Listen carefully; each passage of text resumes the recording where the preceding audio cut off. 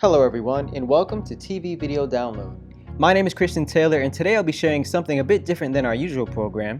In honor of the 50th anniversary of the Stonewall Riots, largely credited as the start of the gay rights movement, and in celebration of Pride Month, instead of simply taking you through each column we publish throughout the week, this time, we're taking a moment to highlight the stories that have focused on moving us forward. Pushing purpose and proper glamour, polls on FX Network proudly remind us of issues faced by the LGBTQIA+ community, ones that have been fought for decades.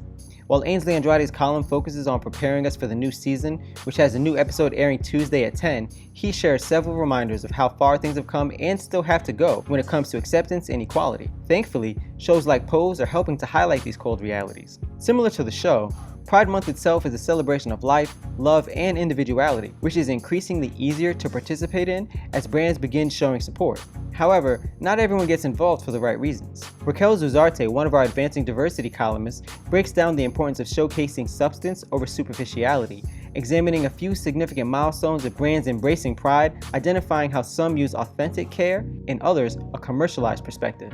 While honest allyship is still a work in progress, Philip McKenzie reports that the annual Pride celebration is now fully mainstream, giving insight into how companies need to be patrons, not gentrifiers, making them cultural enablers instead of merely profiteers. He looks at the way organizations can use their voice to impact the community beyond the month of June.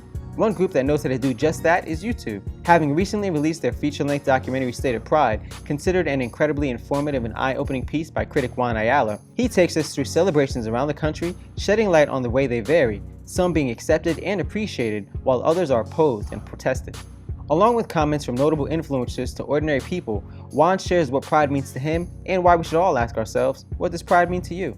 For some, it means showing us the details that might get overlooked or become forgotten. Warner Media, BMW, P&G, and CNN partnered to bring to life a one-day exhibit called Queer City that expressed the history of courage using short films, nearly 300 artifacts, and intimate human experiences to tell the story of the queer community and those who helped shape it. It's well known that diversity and intersectionality have been key themes throughout the month, and thanks to the CW, we'll see that continue later in the year.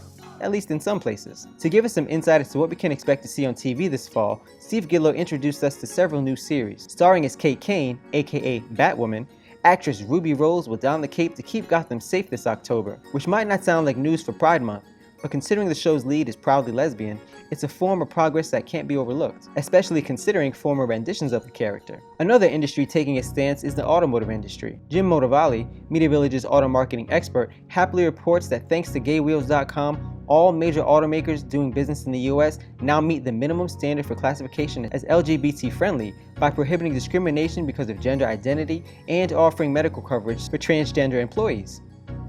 Detailing how GM, Subaru, Fiat, Chrysler, Toyota, Tesla, and many more have shifted their gears over time, he says small gestures reap big rewards. One gesture that might not be considered small, but still is compared to the effect it has, is Outfront Media's Share Your Pride campaign, allowing people to share their experiences, wisdom, and encouragement over social media. Since June 24th until June 30th, visitors of Times Square can post a piece of their story on a digital billboard using the Outfront Media Pride Facebook effect. OM's Carly Zip says, people who are making real, incremental advances toward equality are worth celebrating. Lastly, leading TV critic Ed Martin observed how daytime TV has clearly done its part, if not led the way, in respect to inclusivity on screen. Aside from current affairs on NBC's Days of Our Lives, which Ed applauds for not treating their gay couples any differently than the dozens of straight ones on the show, and hits like General Hospital that have added more diverse cast members, he highlights other notable LGBT characters in daytime dramas throughout the years. With the end of Pride Month practically here, it's quite clear that this year a lot is going to continue to change,